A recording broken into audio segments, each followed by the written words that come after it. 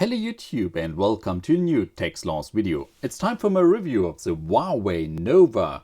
I got this device now for 2 to 3 weeks and now you're asking, where's your unboxing video, where's your setup video? The problem is this is a press sample and the box is nice to look at, but nothing is in here. So empty. And this is a nice symbol for the Huawei Nova.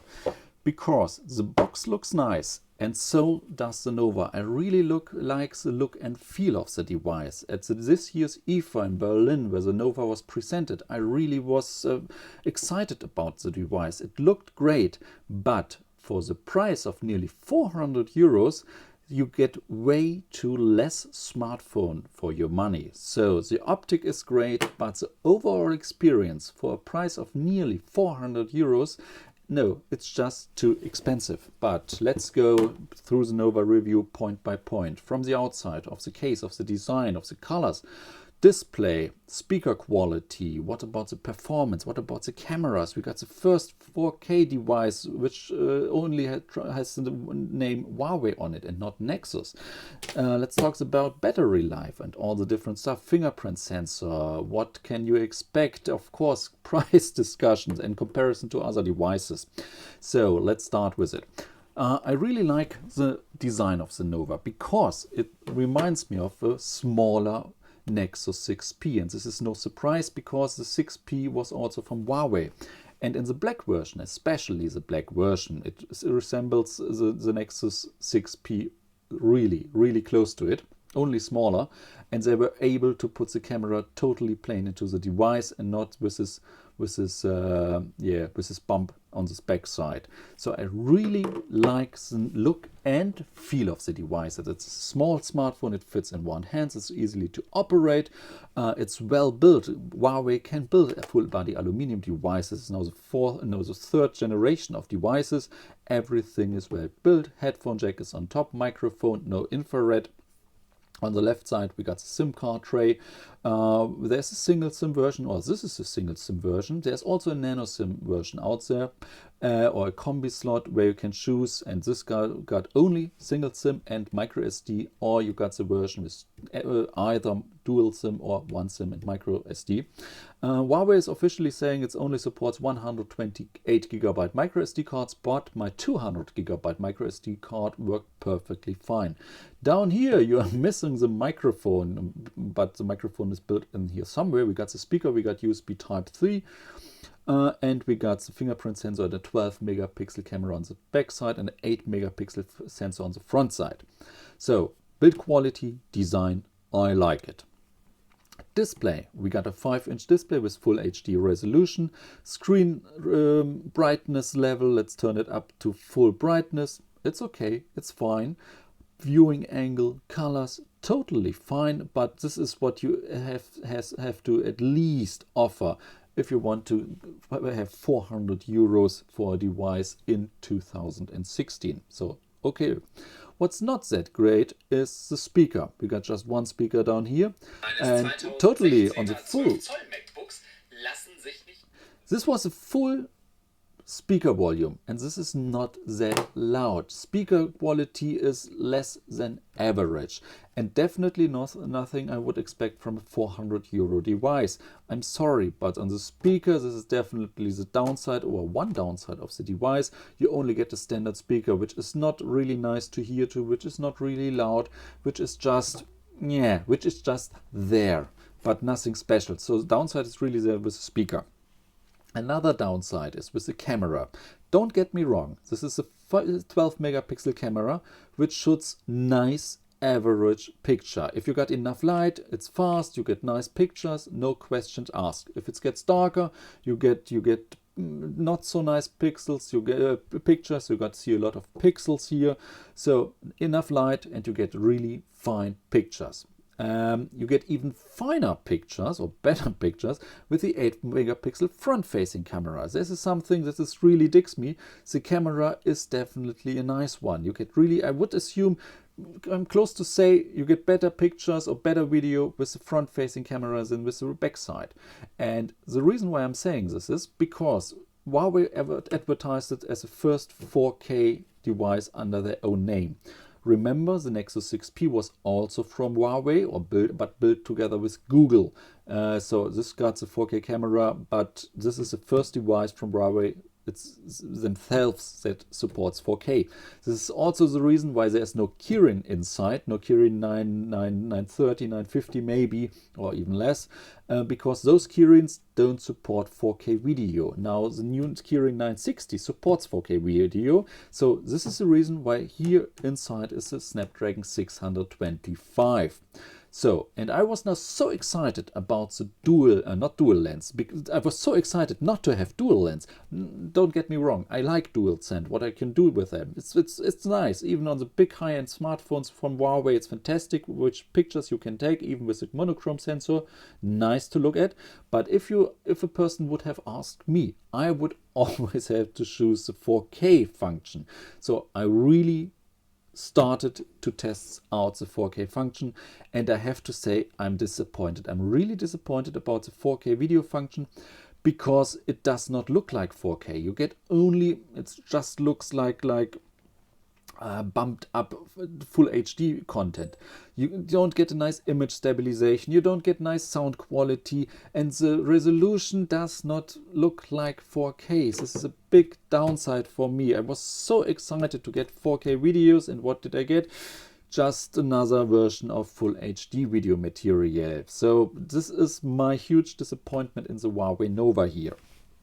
Let's talk about performance. I mentioned the Snapdragon 625. We got 3 GB of RAM. There's a China version with 4 GB, but here in Europe only 3 GB.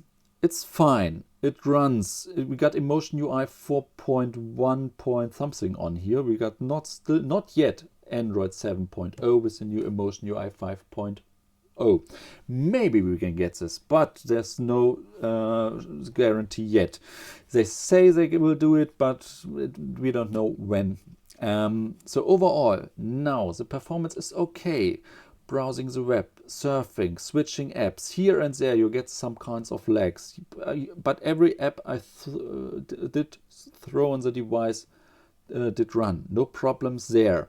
But I'm really concerned about the performance in the next 6 months or even in 1 year, because I don't think Snapdragon 625 with this version of Emotion UI will do a good job. And I'm definitely not sure that there will ever be a Nova 2 series, but I have no information about that. I'm just guessing. There's this rumor that this year's Nova, even the Nova Normal and the Nova Plus, came just out because Google did not get with Huawei to build the Nexus devices or the Pixel devices. So they got this design here, they got the material. They stepped down on CPUs, and some if those devices would have been Pixel or Nexus devices, I really assume they would have built in better hardware, definitely. But the rest, they already designed them, so they just did throw them on the market. I'm just guessing. I don't know for sure. I'm just guessing here.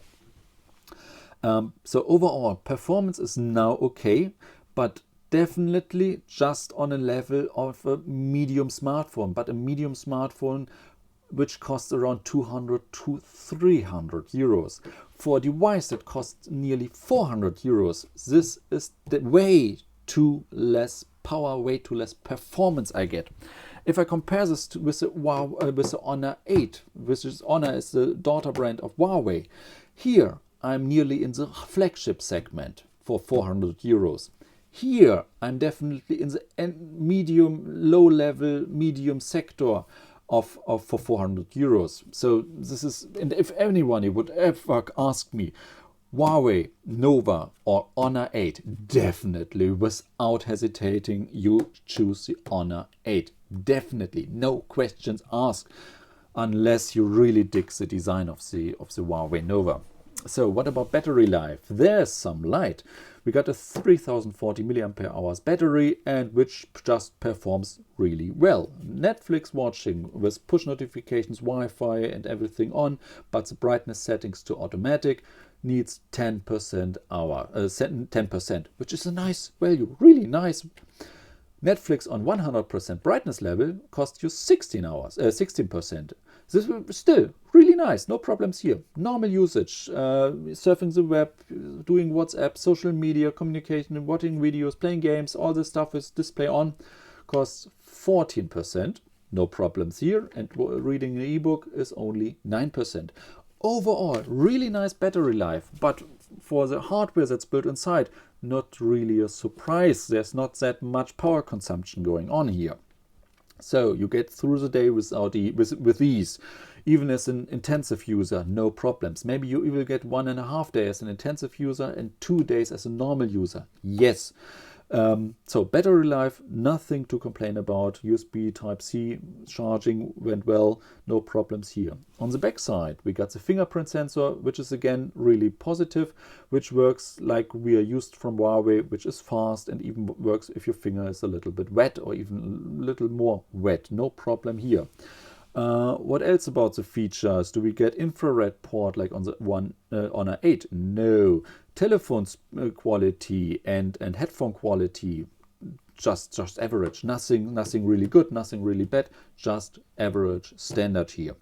And there we are. We got a really nice looking phone, and a phone that's nice to look at, which is well built and feels really nice in my hand. But for the price of nearly 400 euro, you get way too less smartphone. In comparison, I already mentioned the Honor 8. Definitely gets the Honor 8. In comparison, maybe even compared to a Samsung Galaxy S6, which you should get also for around 400 euros these days, definitely the S6. And if you just think about what you can get with 100 euros more, you're close to the S7 series, and you're definitely a total different league here. Or you choose for 400 euros a OnePlus 3. Of course, I know the device is way bigger than the device, but also in a totally different league of performance, camera quality, and. So this is my main problem here. The Huawei Nova is way too pricey. It's just for the performance. If this device would cost 300 euros, no problems here. It would be a nice choosing, or a nice option to the Moto G4, to even a Huawei P9 Lite. But that's a problem here. The P9 Lite is in the section between 250 and 300 euros, so they could not price it at around 300 euros. But overall, it's just a nicer looking P9 Lite. You get so many other phones for around 400 euros. Last year's flagship, close to, not yet, but we are close to the price there. So no, sorry. So sorry, Huawei. I really like the design. I really like to hold it in my hand, but for the price, no way at all. And if you don't guarantee me that there will be software updates in the next 16 months to come, so we got Android 7.0, maybe 8.0, we get the next Emotion UI versions, and maybe what really would calm me down if they would say, yes, we are planning a Nova 2 series. But I don't think that there will be one, because I don't think that the Huawei Nova will sell that many units. So this is it. Thank you guys for watching, and I'll see you all in the next video. Bye.